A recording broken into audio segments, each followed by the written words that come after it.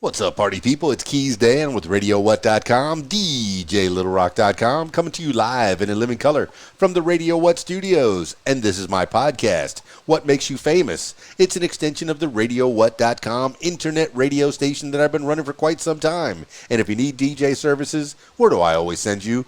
DJLittleRock.com. One more time, DJLittleRock.com. Check availability and get a free price quote, and maybe you could have me at your next event. You know I like to party with the people. The people need to be entertained. Let me entertain you. Are you not entertained? Make your next thing a big one. Speaking of entertainment, today on the program I have the Cranberry Merchants.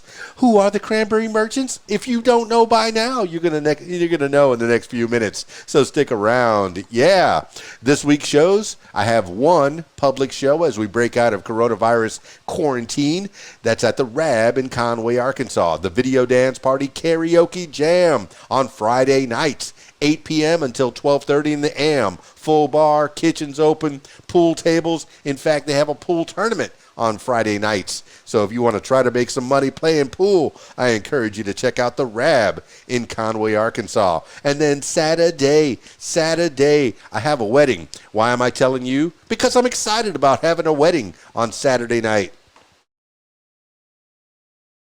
But unless you're invited, you cannot come. So, nah. I'm just excited. Weddings are coming back. Oh, next week, speaking of coming back, I'm at the Old Post Barbecue Thursday night.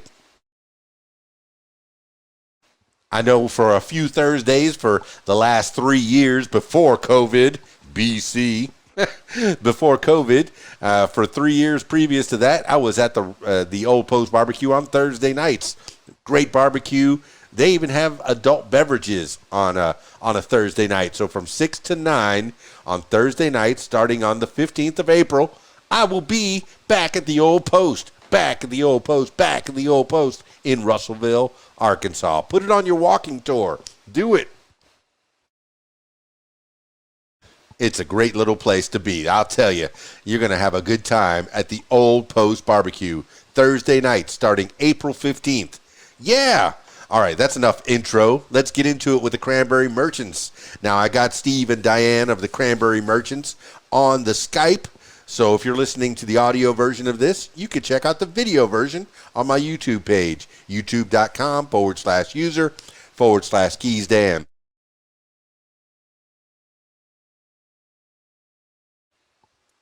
Hopefully I'm not too hoarse because I think I'm fighting a cold. I'm just getting through it. All right, let's get into it with Steve and Dianne, the Cranberry Merchants. Skyping Steve and Dianne now. Let's see. I don't see you. There you are. All right. Hey, we don't see you though. Oh man, sometimes that happens for some reason. But you'll see it when I put the video up. You'll see that you're going to be sitting right next to me, right there, right next to me. Yeah. So I apologize irrevocably. Sometimes it works, sometimes it does not. But I encourage. I tell you that it is. I see you. I see Steve, and I see Dianne, and I apologize that you cannot see me. But yes, I have the Cranberry Merchants on the What Makes You Famous podcast. What is happening? Not a lot. What's going on with you? Oh my goodness, what a day. It's in Arkansas. It's kind of stormy. It feels like there's going to be a tornado coming around here for some reason. Oh, no. How's the weather in Atlanta? I guess we could start with the weather on how things are going today, and then we can work backwards from there and then forwards and all the way around this place. How's Atlanta? Today was gorgeous, wasn't it? Yeah, it's actually been beautiful for the last several days, but I think your weather is headed our way because it's supposed to start stormy tomorrow. Yeah. Oh, call it stormy Monday, Tuesday, Wednesday, Thursday, Friday, Saturday, whatever day it shows up. So we'll call it stormy Thursday. Exactly. All right, tell the people a little idea. Give the people a little idea of who the Cranberry Merchants are. Well, we're a rock duo out of Atlanta, Georgia. And, we produce all of our own music, write all of it. We make our own videos. Yeah. We like to just kind of control the whole package. You absolutely do. And have you always been in Atlanta? Were you born and raised in Atlanta, GA?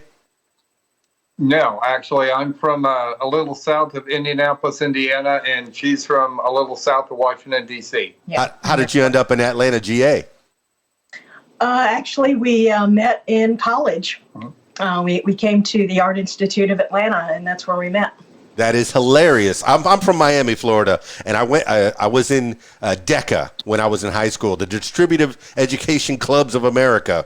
And if you're familiar with the Art Institute, they go hand in hand. I almost went to the Art Institute of Fort Lauderdale for fashion because for some reason I had an idea that I can probably be into fashion because 1 year I made my own clothes for a fashion show back in the 80s. I was breakdancing on stage in clothes that I made by myself. Well, with the help from my grandma. I thought, well, maybe I'll go to the Art Institute of Fort Lauderdale. But you went to the Art Institute in Georgia, Atlanta. There's one there? Yeah. Mm-hmm. Okay. What did you study? What did you study there?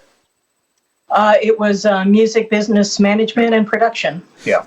That is the smartest thing. A lot of people, a lot of kids that listen to these things, and a lot of people that listen to these things, they want to learn how you became musicians and how how things happen. But you got to learn the business side too. And I'm glad that you had the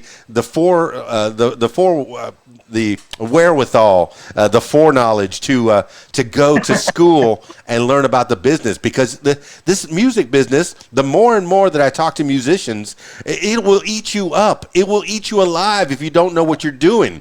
What knowledge did you gain out of the Art Institute that may or may not have helped you in the world of music, in the world of industry, or in the world of life? Well, I think a lot of it is just kind of the promotion side of things.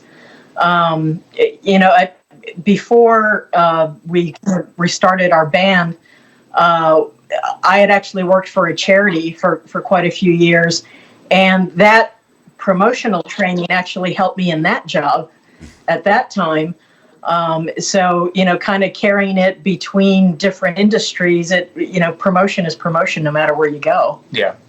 Oh, for sure, for sure. Well, okay, let's go individually. Since Steve came from Indianapolis, Indiana, and I think I spent part of my first year of life in Indiana. I've been told, and I've seen pictures of me and one of my favorite cousin Charities in Indiana in the snow. She's holding me as a little baby in Indiana, and I know that my other cousin Patsy was a guidance counselor at Indiana Purdue, so I do have some ties there. I have some ties in Indiana. But tell me what were you doing in Indiana that made you say, you know what? I think the Art Institute of Atlanta. Where did you start? Pretty quickly, or take your time. From there, from Indianapolis, to tell you, hey, let me go to Atlanta and possibly meet the girl of my dreams. Yeah. Well, I was looking at several different art institutes. I mean, they have one in, I think they have one in Fort Lauderdale. They have one in Dallas. I'm trying to think of where else. Chicago, I think. No, not Chicago. New York? Yeah, I think in both, actually. Yeah. I know I wanted to go south just because I hadn't been, down this way, but the one time for spring break in senior year of high school. And I thought, well, Fort Lauderdale seemed kind of far away, and I was thinking, well, there's probably too many tourists there anyway. I'd actually be able to focus on the studies if I went to the one in Atlanta.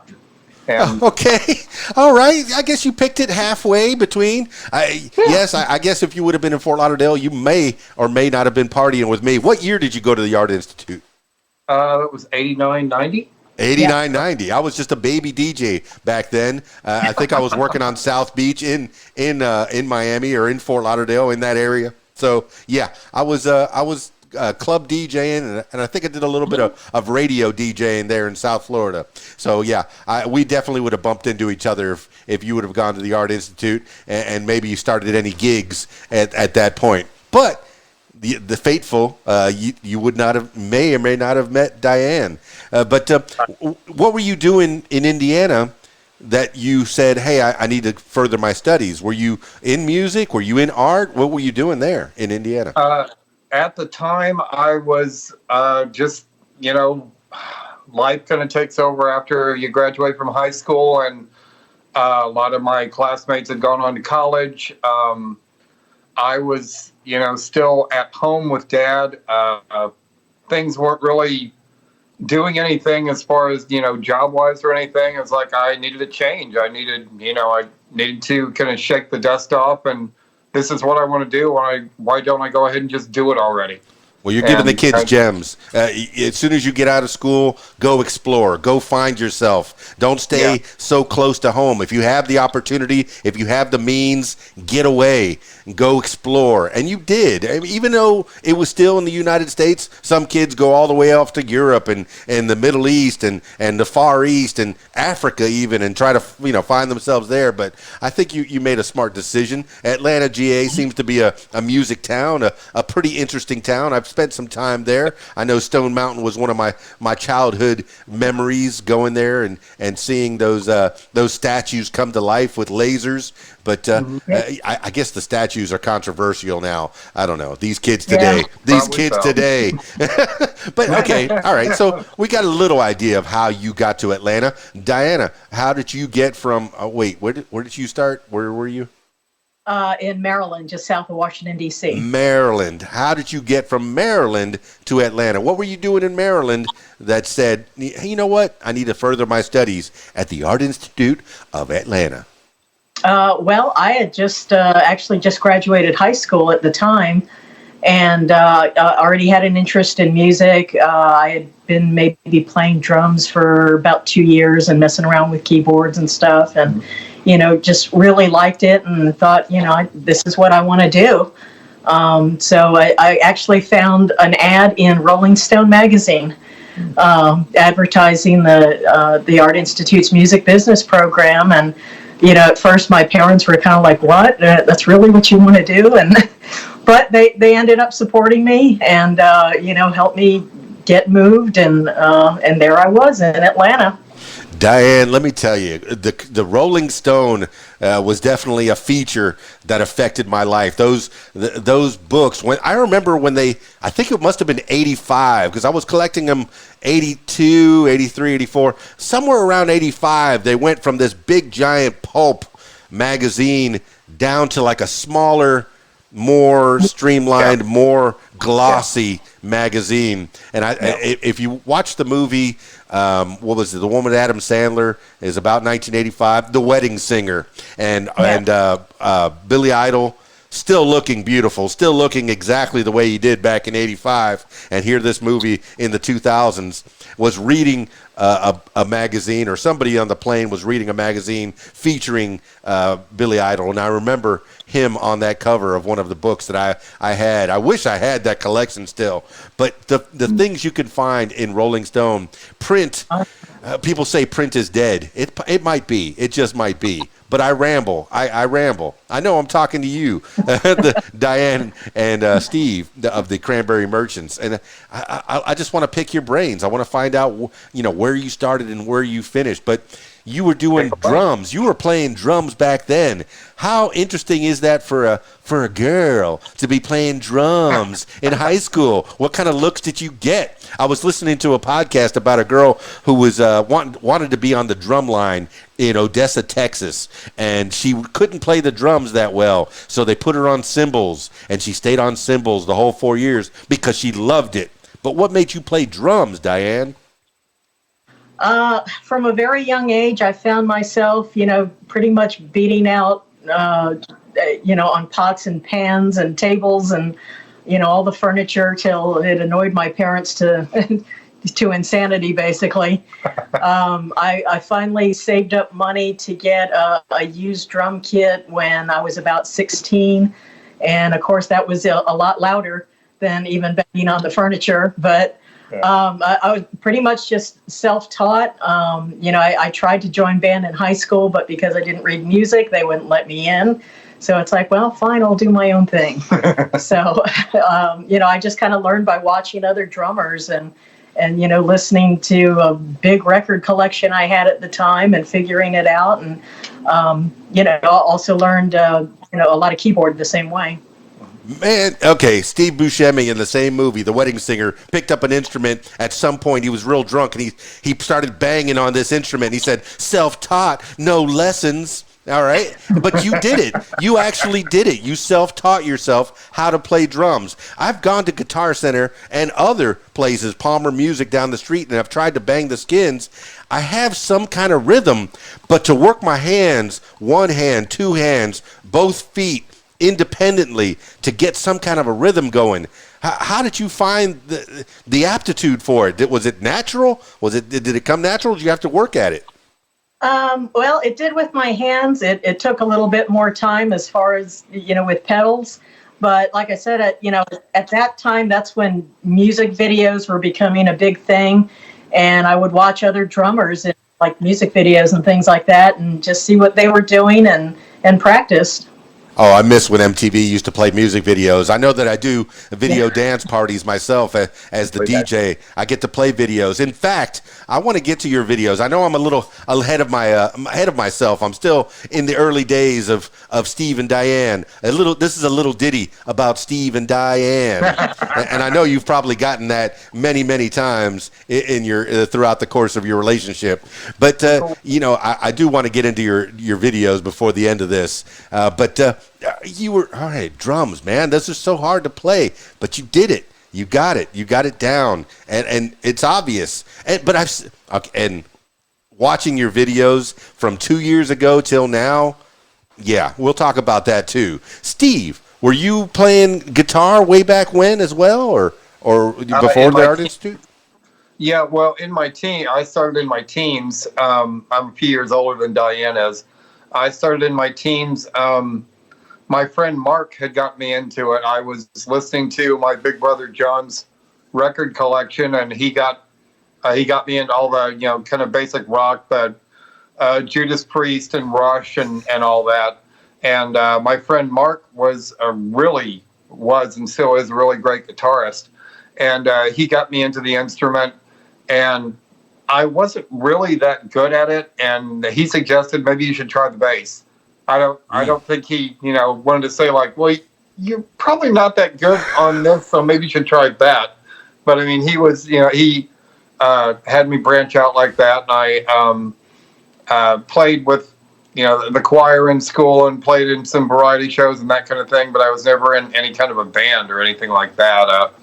A friend of mine, Donna, from high school, would enlist my help for the occasional variety show or whatever. But I mean, otherwise, no, I wasn't really doing anything substantial or writing music or anything. Oh, we all need a big brother John and a Mark to get us into that music that we probably shouldn't be listening to at this certain age. But should we? Judas Priest, Rush, of course. Yeah, everybody needs to be exposed to that at some point in their lives. Guitar-driven, drum-driven, just, it doesn't even matter if there's any vocals in these songs. These are, even jam bands, the Grateful Dead, and just listen to the music, feel it. This is things that can change people's moods.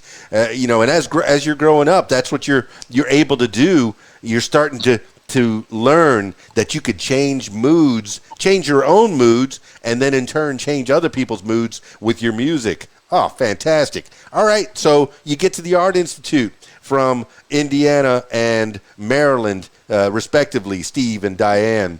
You get to the Art Institute. What's your first course of study? What do you want to learn when you get in there? And you can answer that individually. When you first go to the Art Institute, what are you thinking about? What do you want to learn, Steve? I wanted to learn the audio recording part of it first. I mean, I wanted to know about, the contractual side of things. But I mean, first and foremost, I wanted to get into the studio and learn all that.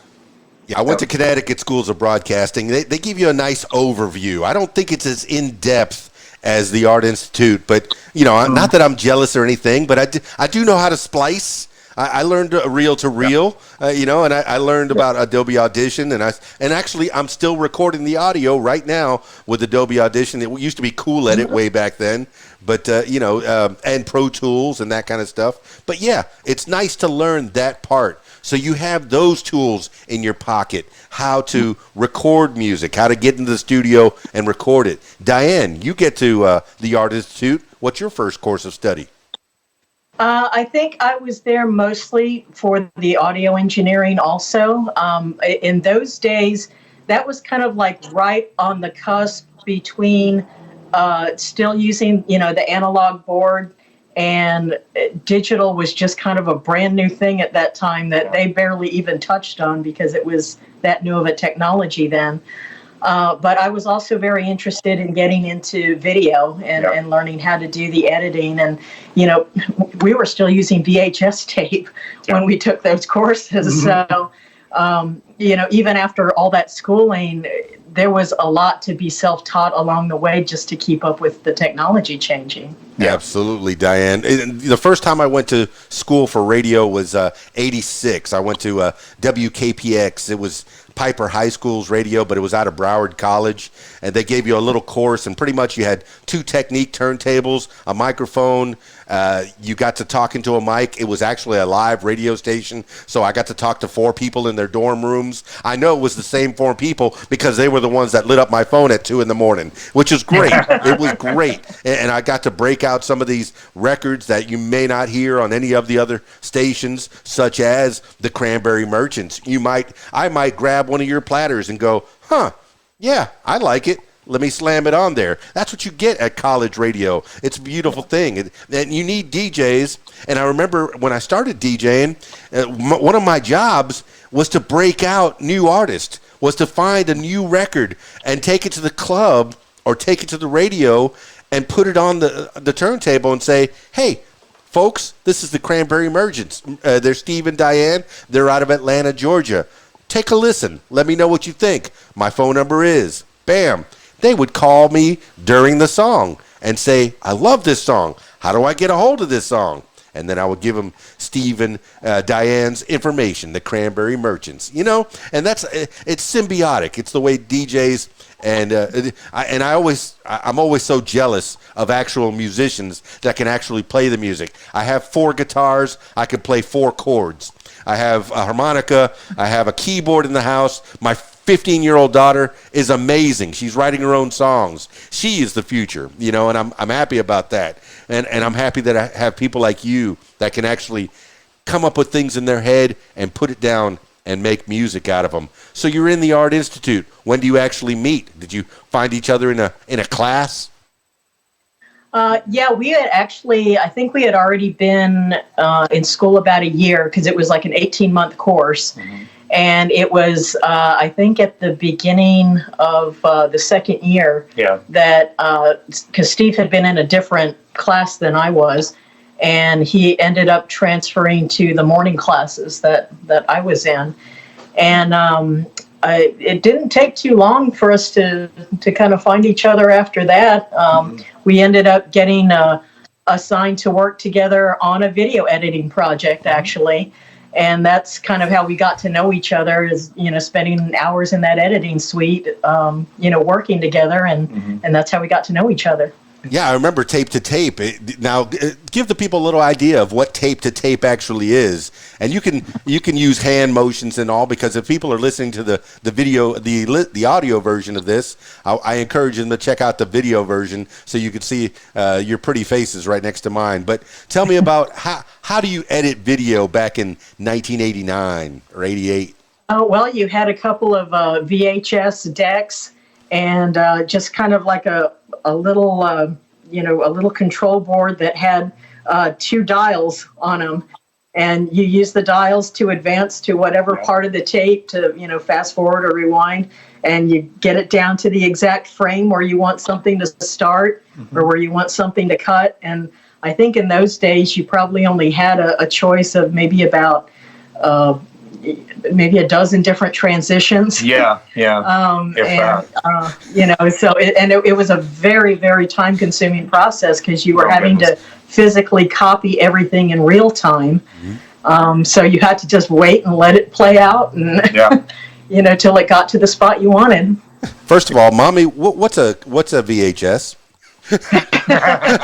No, okay, yeah, you're talking about transitions, but what were you actually editing? Were you editing other people's work, or were you making work on videos and then editing out? Because I remember when I was doing the reel to reel, one of the first things that they taught us, we would say 1, 2, 3, 4 into the mic, and then the teacher would say, "Hey, now cut out number 3 and re-splice it." So it'd be 1, 2, 4. Hey, I did it. I did it. What were you editing? I think it was somebody else's stuff. I think it was like different student projects. Yeah, because sometimes we might record like one of our fellow students playing a song, or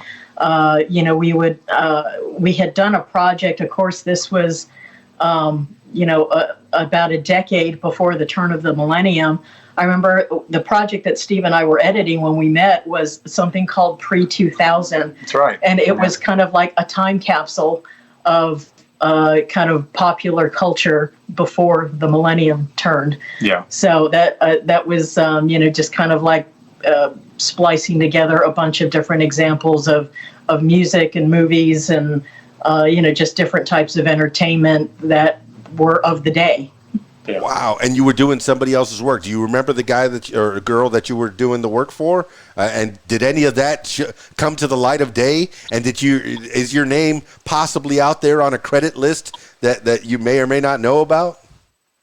No, probably not for that. I wouldn't think so. Student videos, man. You wonder about those student videos that some of them, I don't know who famously may have made a student video and then released it, and it actually got out in theaters, and people went, "Wow, this is amazing! Really, he was just a student." And But I remember that Blair Witch thing. I think that was a put on, but it looked like a student video, didn't it? It did. But hey, they had me fooled all the way up until the award show, and they showed up and they were giving away an award, and I went, "Hey, those are the guys that were supposed to have gotten what?" Yeah. They got me good. Let me tell you, Blair Witch stuff like that. And you make some videos. Okay, so when you get out of Art Institute and you got 18 months of knowledge, and I know that they went more in depth than I went back to school to get a refresher back in '93. I went back to the Connecticut School of Broadcasting. Oh no, it was 2003. And so I can get up on the new digital stuff and how to use a Final Cut and Adobe Premiere, and how to do everything digitally rather than analog. Did you ever go back and do more refreshers, or because I know that you're really good at this video editing, and we haven't even talked too much about the music that much, but you really are very good at video editing.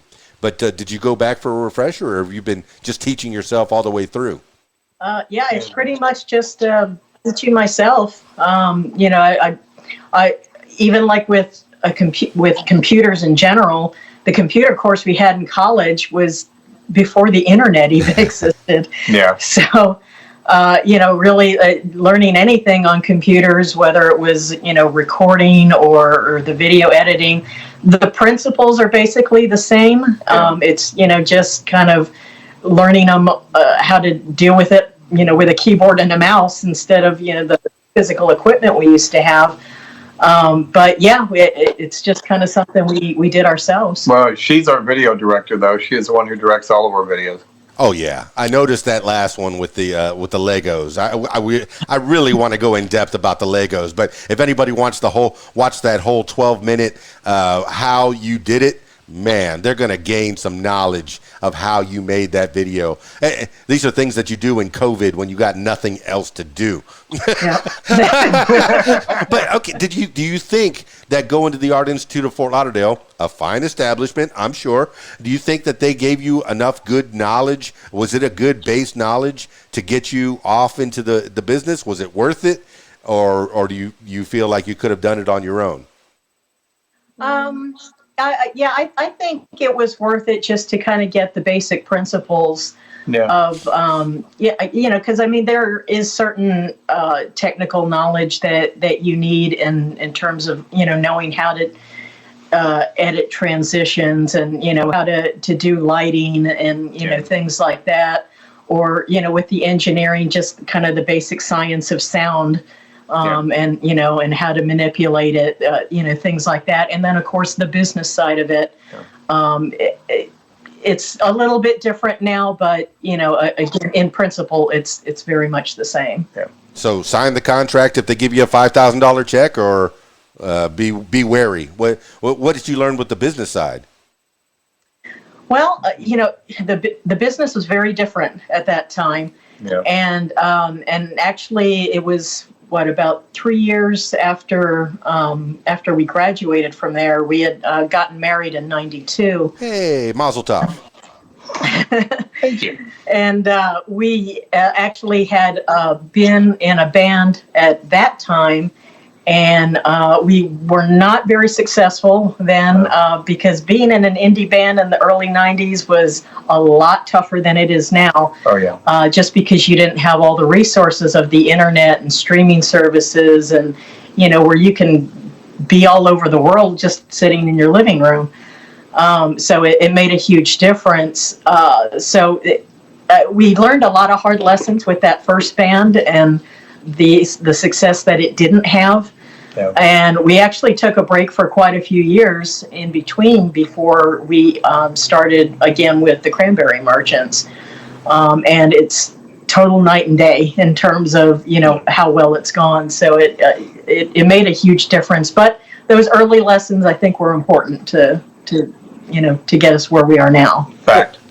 Back in '92, were you ever signed to anybody at all? Did you ever get approached by anybody? Hey, I like your sound. I like the way what you're doing. Did you ever get approached? No, nobody liked our sound at the time. It was a lot of songs that you're hearing now were written back then, and we had rough drafts of them, and nobody liked it. Nobody, the Black Mariah. There was, we did get a little bit of play on like local college radio, but there was one DJ actually in Indiana, in Bloomington, Indiana, a station called WTTS. There was a DJ there named Lisa Morrison. She was the one DJ who believed in us. Yes. God love her. And she, it was a regular FM station. It wasn't like a college station. And, she gave us a little bit of airplay. Nothing really came of it, but we did really appreciate that she gave us a chance. Yes. I love that you give credit where credit is due, because Lisa Morrison, we love you. We need more people like you that will give people a chance. If you like it, somebody else is going to like it. I run my internet radio station, radiowhat.com, and people go, hey, what kind of music do you play? Well, first of all, it's a play on words. What is the name of the station. So what music? Yeah, all of it. It's what music. So I always play whatever I like, somebody else is going to like it. And if people send me music, new artists are sending me music all the time, I'll pop it on there. I'll give it a whirl. I'll let people listen to it, and they'll go, huh, I like that. And it always tweets people out. So when they look at the Twitter feed, they'll go, oh, look, it's the Cranberry Merchants. Check it out. I need to find out more about them. Fantastic. That's what you're supposed to be doing as a DJ. Well, the whole reason I got into radio, you make a couple bucks, not that much money, because radio DJs don't make jack. But what we want to do is be a part of the community. We want to help people. We want to have people succeed, and that's what we should be doing as people anyway, is helping each other out. And I'm glad that I'm talking to you, Steve and Dianne, the Cranberry Merchants. Tell me about the name, the Cranberry Merchants. Where'd that come about? I know you've heard this one before. Or really? I got to go through this story again. No, what is the Cranberry Merchants? It's always a fun story. The name actually comes from my late father. He was a real character. He had a lot of catchphrases that were all his own, and my favorite one was, if someone was telling a huge lie, he would say they have more BS than a Cranberry Merchant. Oh. And I had no idea what it meant, but it's like band name was my first thought. So. And that's how you keep your daddy alive forever and ever and ever. That's fantastic. Although when I first said, when we first came back out a few years ago, and kind of rechristened ourselves as the Cranberry Merchants, Dianne didn't like the name and didn't want to use that name. What did you want, Dianne? Well, I didn't have any alternate idea. I just figured people wouldn't understand it. But it's worked. Yeah. So. And they don't understand it. It's a conversation piece. That's what you do. It gets things started. What was it, the Bare Naked Ladies? Really? Yeah. You know exactly. But you're in a college. Well, is it a college town? I don't think Atlanta is a college town. Athens is more of the college town. But what kind of gigs are you getting back in '92 in Atlanta? And did you just stay in the Atlanta area, or did you go further out? We weren't playing any gigs at the time. We were just doing studio recording. We had started out as a trio, and we recorded about wrote and recorded about 6 songs, and that didn't go anywhere. And we were locking horns with the third person. He was a guitarist that we knew from school, and it just wasn't working as a trio. And he moved away. I forget where he went and for what reason, maybe got a job or somewhere else or whatever. And we carried on as a duo. And once he was out of the scene, it was just kind of boom, like, Lennon and McCartney, where just, this is easy. We can do this, we can do that. And the chains were up and we could do whatever we wanted to. I think the first song we wrote as a duo, was our new single, Never Again, as a matter of fact. Right after that, I think, was a song off our first EP called The Beat. There were just a lot of things like that we just couldn't do as a trio. The other guy was one of those kind of, different equals better. And, if we're doing that, that's too commercial. That's too much of a sellout. And he was big on those kind of, buzz terms like that. And it's like, dude, just go away. Well, it seems like streamlining was the way to go. And I've heard the term sellout. I turned it in. I didn't sell out. I bought in. Thank you. I bought my way into this, and now I have something. I'm doing what I like, and this is good. You streamlined, and that was the way to go for the Cranberry Merchants.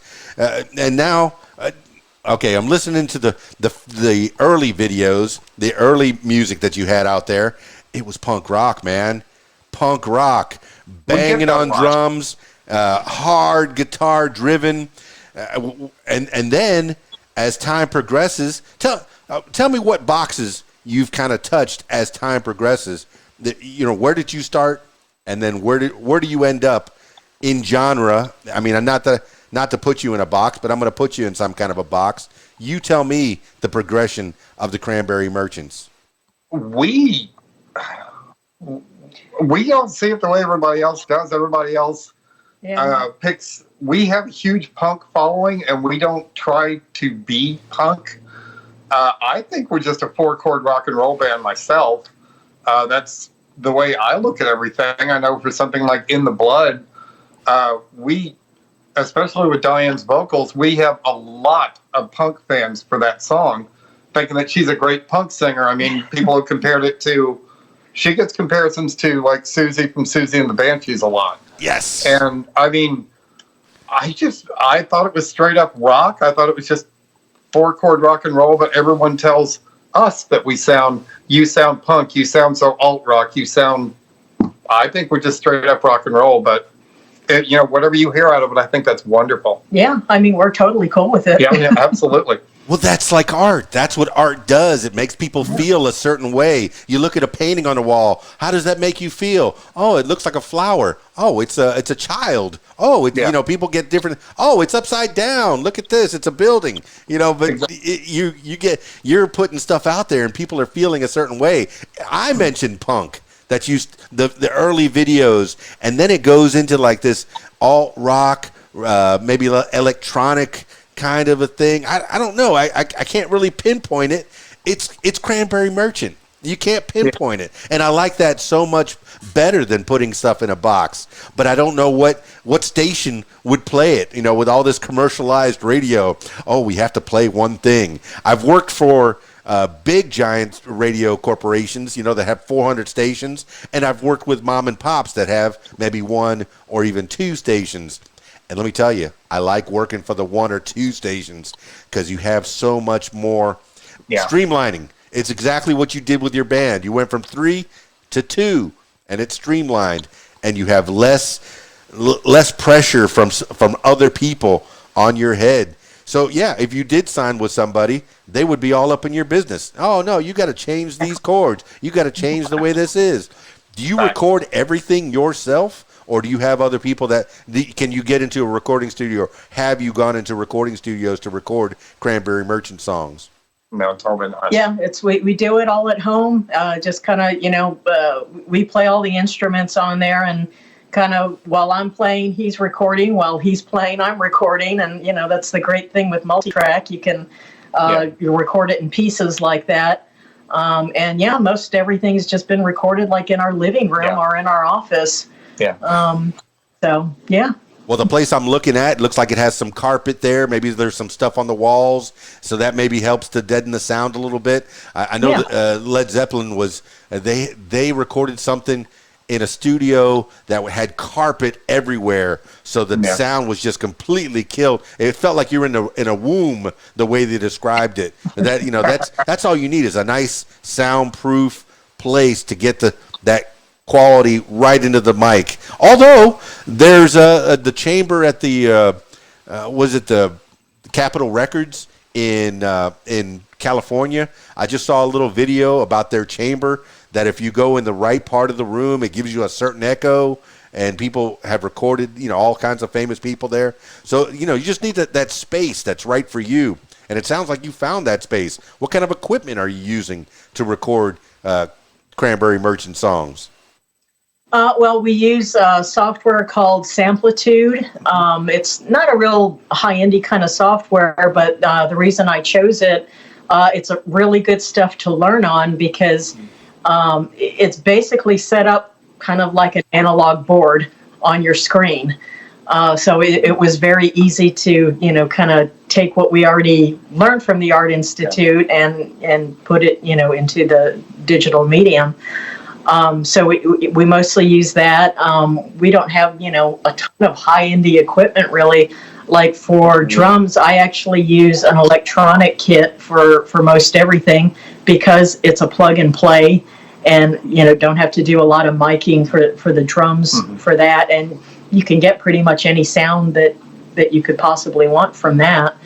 Have a Yamaha keyboard. Wait, you say an electronic drum kit, like a drum kit that you actually bang on, or a drum kit that you push a button and it plays a drum sound? It's one that you play. Yeah, I mean, we own a drum machine too. Oh, drum machine, okay. I'm referring to the kind that you actually play. Yeah. Oh, excellent. I mean, because, with your skill, I would hate for you to, I guess you'd need a drum machine for certain things, but with the skill that you have, I would love to at least the warmth of you beating something, something with a stick.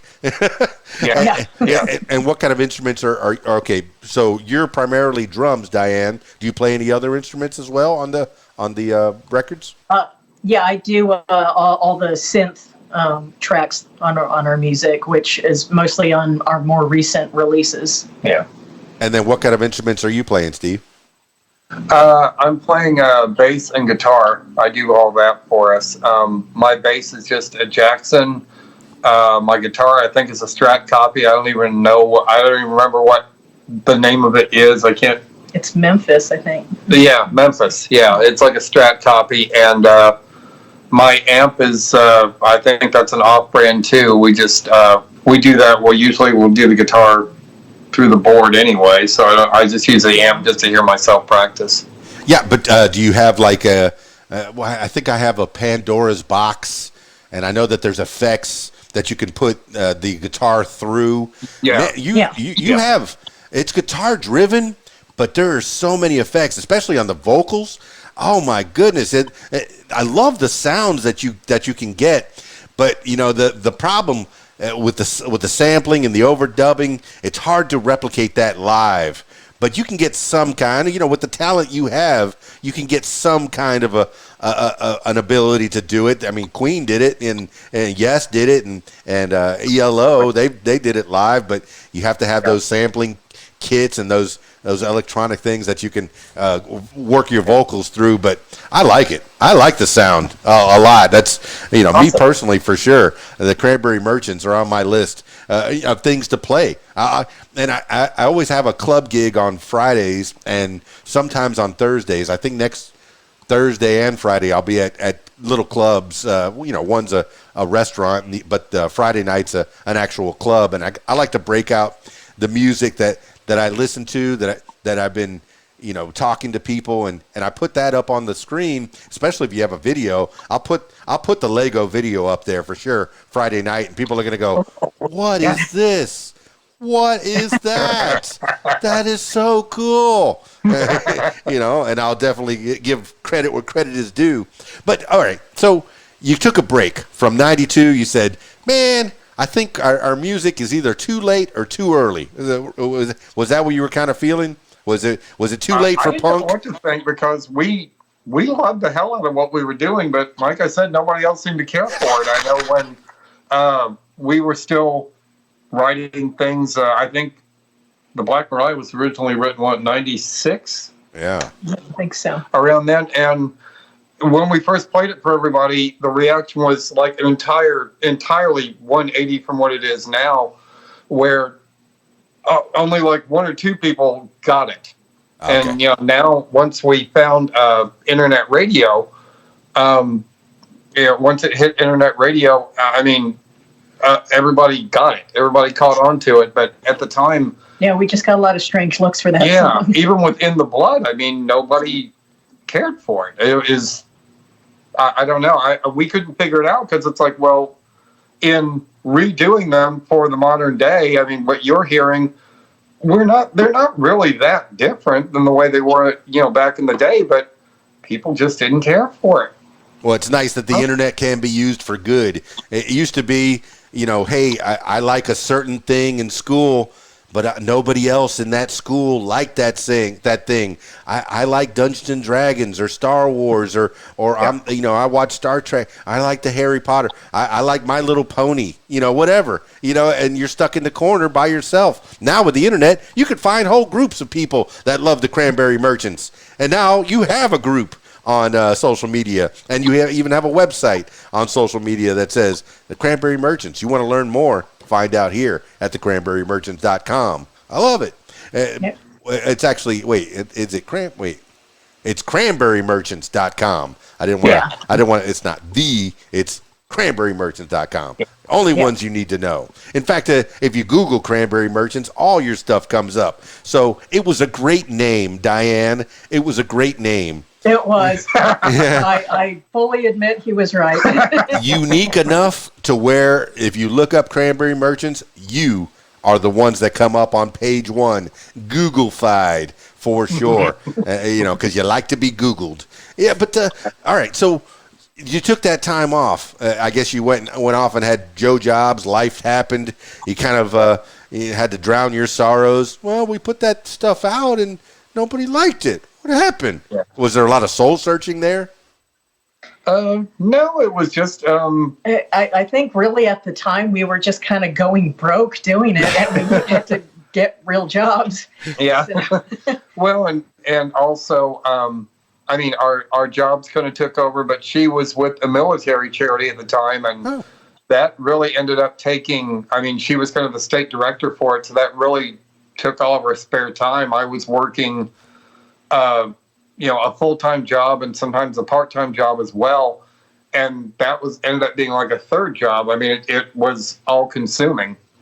And it was, finally that kind of came to a head, a few years ago, and it just got to be a little bit too much. And we just said, well, it's time to get started again. And, we started breaking ground for rebranding ourselves as the Cranberry Merchants and coming back out swinging. Fantastic. And we're the better for it, you guys coming out. Hey, we got to do what we can to thrive and survive. Starving artists, that's a thing that you hear all the time. And back in 92, starving artists, you felt it. You knew it firsthand. So you got Joe Jobs and Dianne working a big charity. Wow, state director? That sounds like a fancy title. I like that, man. I guess you could thrive in that. and that affords you the ability to at least have music in the background. Hopefully you didn't lose the skills completely. You beat on the drums every once in a while, and Steve, you banged on a string from time to time. Hopefully, maybe in your own living room, maybe for some family and friends. Were you kind of keeping that Cranberry Merchant sound alive? Was it growing? Was it progressing? Were you recording anything from 92 until what, 2018? We weren't. I was kind of like writing little bits in my head, but I mean, otherwise, like I said, the charity work was so all-consuming. We didn't really have time to write as a duo, but I think we both had little bits and pieces in our heads, and I think once we finally decided, let's go ahead and get started again, I mean, we just kind of started putting bits of music on the table, and let's see what we can do with this and that, and what would be a good thing to put together into an EP and show people who we are and that kind of thing. I mean, we just had to kind of not rethink things, but I mean, just like, okay, well, what's our perspective and where do we want to come down on the map? Well, when you say write, did you learn how to write music in the Art Institute or in school, high school? They didn't really teach writing as such. I mean, they didn't teach music. It was just kind of the business and the technical side of it. Yeah. So, writing is just something that we just started doing. And especially once we became a duo, it became a lot easier because we found that we had, that chemistry to always kind of be on the same page when it came to our music, because we could, he would come up with some hook riff and I would come up with a beat for it, and it just always clicked. So it became a lot easier. And then when we were trying to get things restarted, it's actually kind of funny. What gave us the time to do it is in fall of 2018, Steve had to have knee replacement surgery. So he was off work paid for 3 months. Yeah. And we're like, oh my God, this is a golden opportunity. Let's do it. So we had 3 solid months to kind of get all of our ducks in a row. We made our first video for Black Mariah. We actually went up to New Jersey to the Black Mariah to make the video, but having all this time to do the editing, to get the social media set up, all of this kind of thing, it made for the perfect timing to restart things. Wait, I saw the video, but you actually went to the Black Mariah? Because I saw that it was video that was made in Edison. Well, tell the people what the Black Mariah is.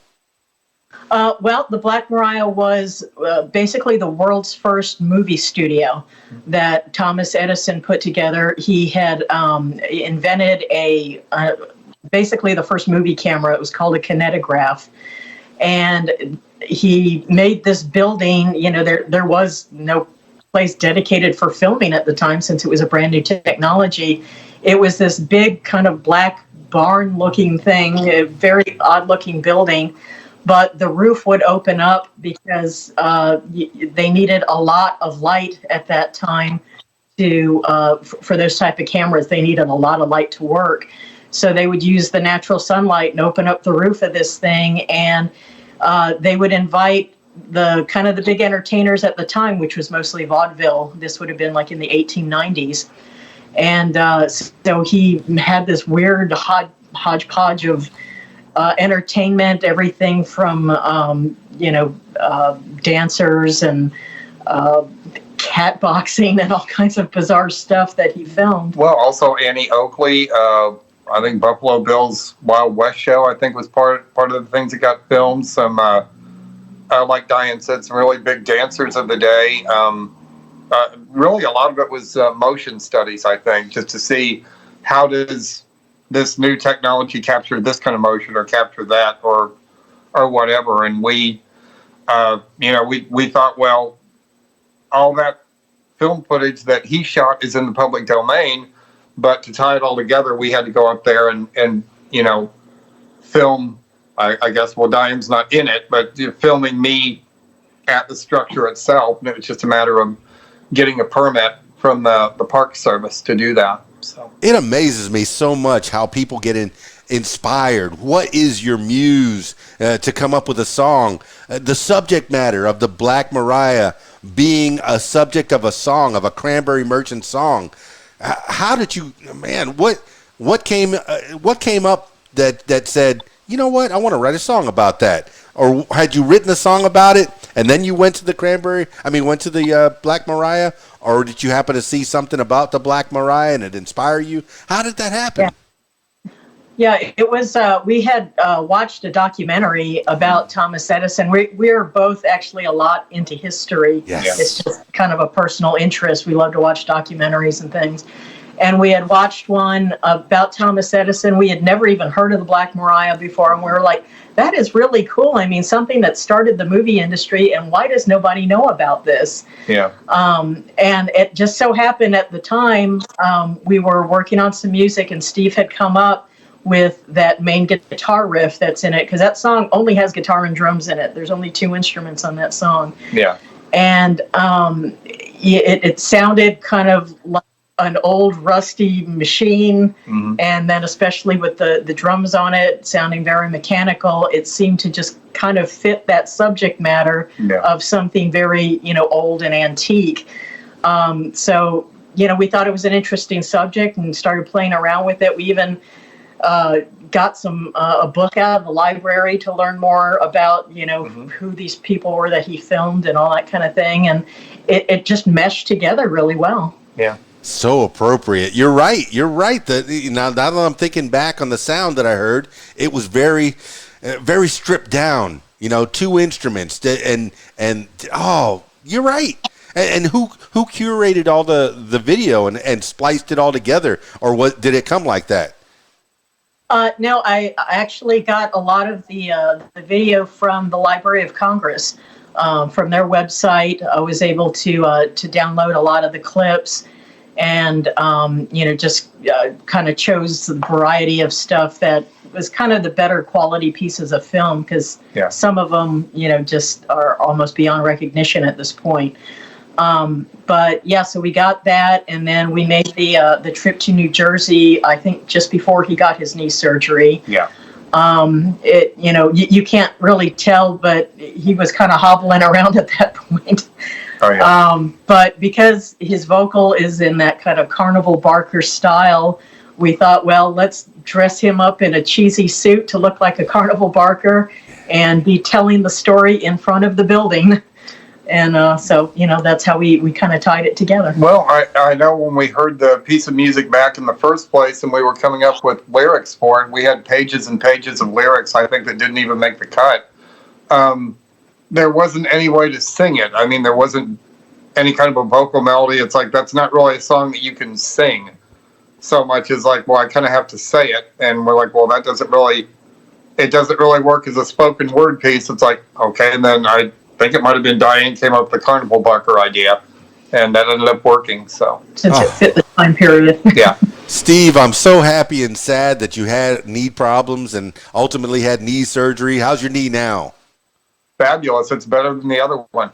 Okay. All right. We got you a new knee. You're bionic now. But you're talking about verses that didn't make the cut. I was thinking about, oh my goodness. Leonard Cohen, when he did Hallelujah. I think famously he says it took 4 years for him to write, and it had over 50 verses at some points. How do you know what to cut out of a song that doesn't fit? Because I'm sure 50 of those verses from Leonard Cohen, at least 49 of them were awesome. How do you know what part of your baby do you strip down? What do you cut out? How do you edit yourself? You kind of I guess first and foremost, it's just the length of time of the song. I mean, I've got 4 minutes to work with. It's like, well, this is a kind of a chorus part. This is a verse part. It's like, well, in the Black Mariah is the verse part, or the chorus part rather. So, okay, we only have this much space to work with and this much space. So we had to kind of figure out what fit best in there, along with what kind of film we could get. So really, I think our choice of pieces of film kind of helped write the song that way. Well, is this a collaborative effort? Is Dianne, are who's primarily writing the song, Steve or Dianne, or is this collaborative to where, hey, you know what, this would work better here, and do you still have those other verses that might be on hand for future tracks down the line, possibly, or are they gone forever? No, they're downstairs. Yeah, we kept all the old notebooks and stuff, but most of the time I write most of the lyrics, but this was one song where we pretty much collaborated on the lyrics on that one. Yeah. I like that. Fully Steve and Dianne of the Cranberry Merchants. Love it. Love it. Okay. And I did already mention when you first started, it was real. Do you feel like you were learning how to play instruments better, or you can play instruments better and better as time progresses? The progression from 2018. When did you said 2017 you had the knee surgery. Is that really when you got back on the horse, so to speak, and started doing Cranberry Merchant stuff? And do you feel like you were learning how to play better and better from then till now? Yeah, I guess so. I mean, I'm the first to admit I'm nowhere near Eddie Van Halen. I can't do anything like that. I couldn't even try to do anything like that. I know people who can if I need them. That's a good thing. I mean, we know people we could enlist for that kind of help. But I mean, no, I don't think I've ever really sat down and focused on it. I just know what I like, and I guess I tend to play and do what kind of amuses me. Yeah, what excites me or whatever. So your style changes from song to song, whether it's better or worse or good, or it's all subjective. It's different every song that you whatever the mood was striking you. And not too many people are Eddie Van Halen. And the business side tells you to have not so much of an ego that if you needed to, for this project, you can hire that guy. You can hire that girl that can do this better, that can play the keyboards better, that can do that bass line better. So you can put your ego aside. That's the business side. I know that if I have a project that I'm not that good at, the good CEO, the good leader, will hire somebody who can do it better, and that's how you succeed. Is you hire people that are smarter than you, and hopefully you can learn from them. I'm learning from you right now, Steve and Dianne. I'm learning from you, and my listeners are learning from you as well. And I know we've taken some time, but tell me about the progression. Really, when you were putting stuff out there, was it all YouTube, or what were you putting out first, and where can people find stuff? The Cranberry Merchants. Well, I guess the best jumping off point is our website, cranberrymerchants.com. But yeah, we've got our videos on our YouTube channel. We're on Facebook, Twitter, Instagram, Spotify, most of the major platforms. We try and fan out as much as we can. I think we even have a TikTok account. I'm not really sure if anybody has anything over there. If you want to do a TikTok video for one of our songs, that would be wonderful. Well, what's on the horizon for Cranberry Merchants? What have you done as Cranberry Merchants from 2017 till now? Were you playing gigs, or is this primarily recording music and putting it out there on social media and all the other platforms, Apple Music and Spotify and whatnot? Or are you open to playing gigs, or have you been playing gigs? We haven't played any gigs because it's only the two of us. I don't really think our sound doesn't really work that way. I mean, I guess we could do the kind of thing where you record the backing tracks and it's the two of us kind of doing karaoke to our own music, but we don't like the idea of doing karaoke to our own music. So we would have to hire people, and there's also the pandemic been going on, and it's been cramping everyone's style as far as playing a live show. But we've been happier to just do recording, and we have the kind of world stage of things like internet radio and YouTube, and and that's actually one of the main reasons that we have focused more on the video, to be able to kind of use that as our global stage, so to speak. Agree. Well, 30 years ago, I was at Tobacco Road down in Miami. I was at an open mic, and I still remember it to this day.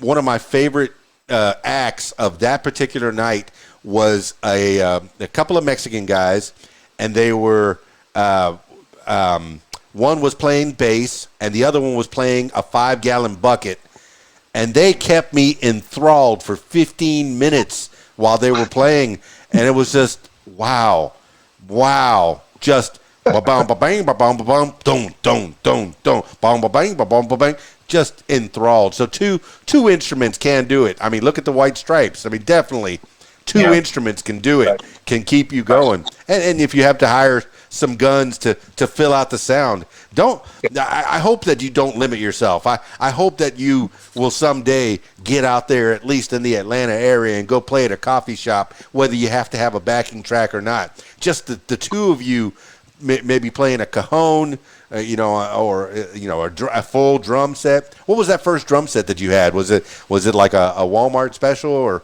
was it a Tama? What did you have? No, it was a Pearl drum set, but it was kind of, like where the snare drum didn't match the other drums, and it was kind of cobbled together. It was a used drum set. I think I paid $90 for it, which was a lot of money for me at the time. Right. So, and it really didn't sound that great, but it was a good one to learn on. And since then, I've got a couple of Elisa's electronic kits, and like I said, those work out a lot better for me. For one, I'm not a very tall person. I'm only 5'2", so those little kits kind of fit me better as far as being more comfortable to play than a great big drum set. But yeah, so I mean, you do what you have to make it work. Well, these are little investments in yourself, and $90 for somebody who doesn't know whether this is going to be a career or not, or just starting out, doesn't have a day job. $90 is a lot of money for a kid just getting out of school. Yeah, that's a lot of dough, And hey, you could either spend it on that, or you can, buy yourself an ice cream or a good pair of jeans, depending on what you're into. But you could see even back then, that investment of that $90 on that drum set that was mixed matched was well worth it. And then you with the Jackson, I have a Squire Strat. It's their lesser brand, and I think I have an Ibanez. Like I said, maybe 4 chords, maybe, and nothing I could take on the road.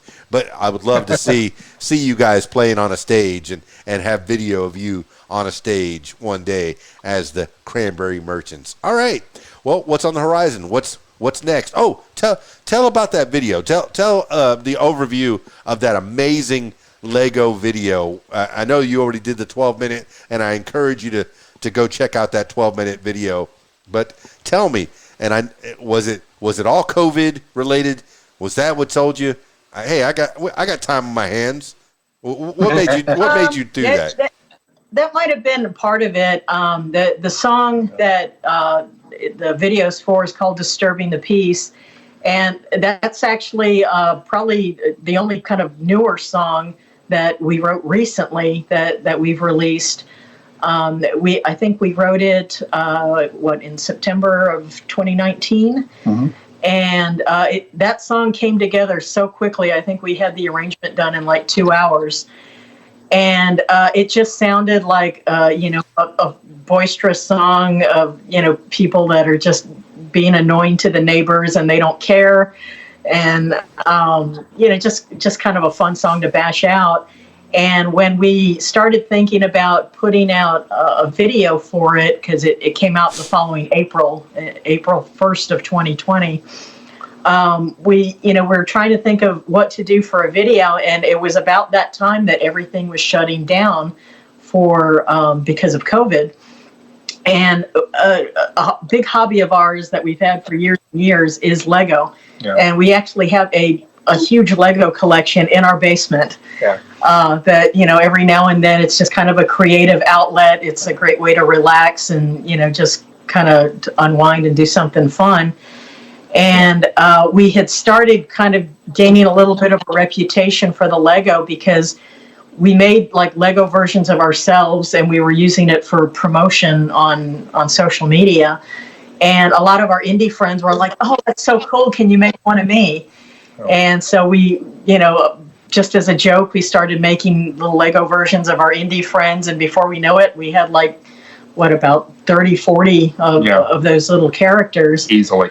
So when it came time to make the video, we thought, well, how are we going to, tell the story of having, being loud and having this party when we can't even get anybody to film, right now for something like that. And we had the idea, it's like, well, what if all of us and our little Lego friends had a party, what would that look like? And so I started playing around with a stop motion app on my iPhone, and spent a couple weeks building all the sets, and then a couple more weeks just filming all the stop motion. It's not a difficult process. It's just extremely time consuming. How long did it take? Because it's 4 minutes. That had to take a long time. How long did it take? Well, filming the footage itself probably took a couple of weeks just to kind of get all the characters, moving from point A to point B in whatever scenes they were doing. And then I probably spent about another week after that doing the editing. Yeah. For all the scenes. And, being such a short song, it's only like a 2.5 minute song. There's actually a lot of footage I had to cut because the song moves so quickly. So I had to find a way to tell that story really, really fast. Well, I mean, is the basic, you're playing music too loud and there's a guy, get off my lawn. I know that was voiced by somebody. You have some collaboration there. Was it a DJ? Yeah, one of the DJs that has been real supportive to us, Jeff Rickett, he's with CBJ Radio, and he's supported us a lot, given us a lot of airplay, and we joke around with him a lot and everything, and he had been involved in all the Lego character stuff. And when we were recording the song, we were like, well, we need a different voice. We need, somebody to be the yelling, complaining neighbor. And we're like, the villain. Yeah, basically. And, Jeff has done a lot of voiceover work and stuff like that. So we asked him, it's like, you want to be involved in this? And he was like, yeah, sure. What do you want me to do? And so, we had him just record some clips. He was actually like sitting in his car yelling to record all of those, the shouting parts. And, he sent them over to us. And it's a great thing about doing stuff digital and over the internet, because he's in Wyoming, but he was able to record and, send the tracks over, and we inserted them in. And then when we started doing the video, it's like, well, we need to kind of pad this out a little bit, to start the story before the song starts. So he helped us with that voiceover work too.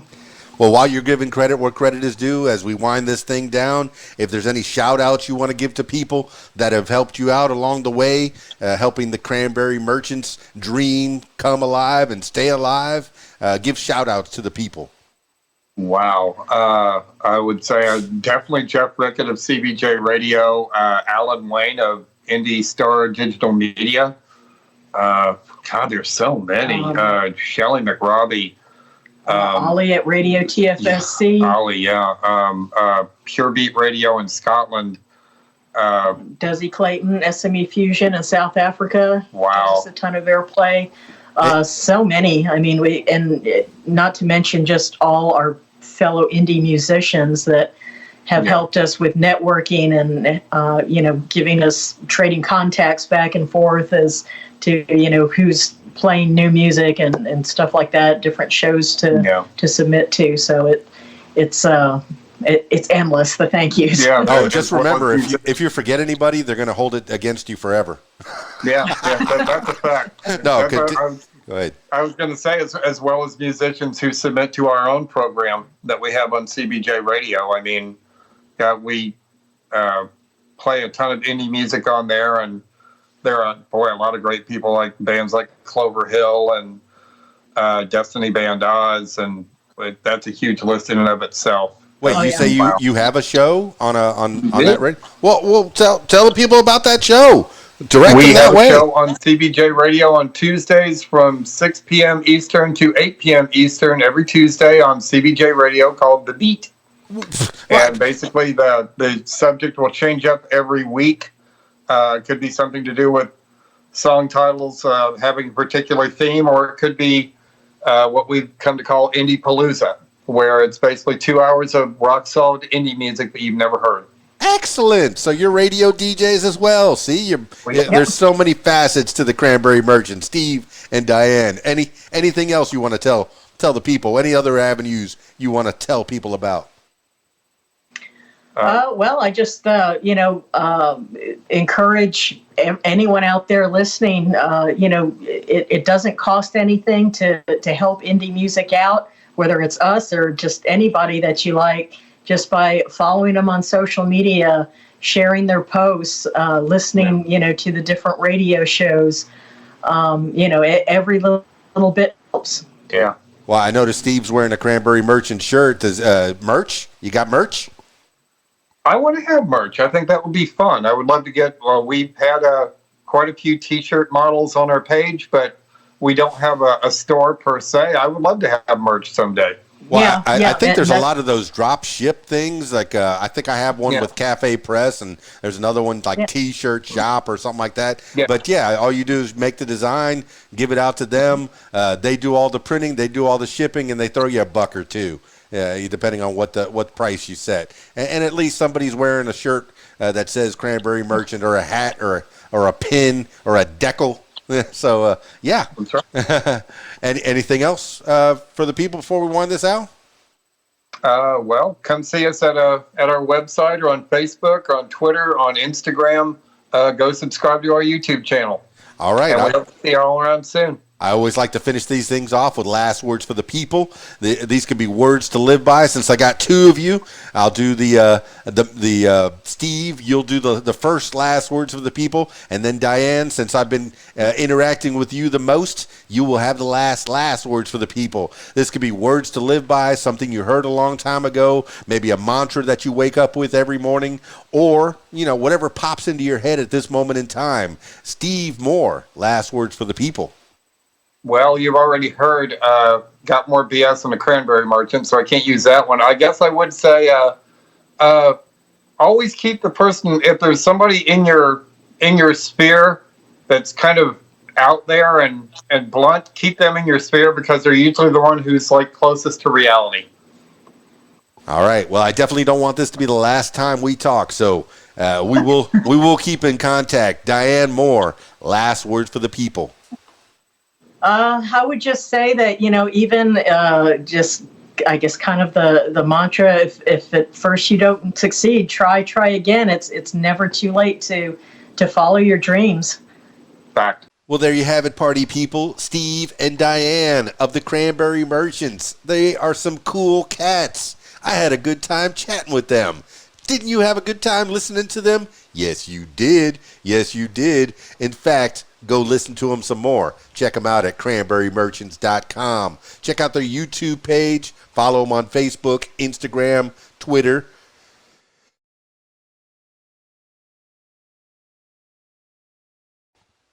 Listen to them on Spotify, Apple, iTunes. Hey, if you have the means, buy something. And check out the merch. I know they're going to have merch real soon. Now that we put it out into the world, they're going to find themselves a little T-shirt shop or something that will make some merch for them, and maybe throw them a couple bucks. But you'll be able to wear your Cranberry Merchant gear with pride. Yeah. They have a sound all on their own. So I encourage you, check it out. What, you haven't listened yet? Stop this podcast. Listen now. All right, party people. That's it for this edition of What Makes You Famous. Thank you so much, Steve and Dianne of the Cranberry Merchants. Now I'm turning my attention to you. If you would like to tell your story, I encourage you to give me a call, 501-470-6386, or email info@radiowhat.com. That's it for me. It's KeysDAN, radiowhat.com, djlittlerock.com. Peace. I'm out of here.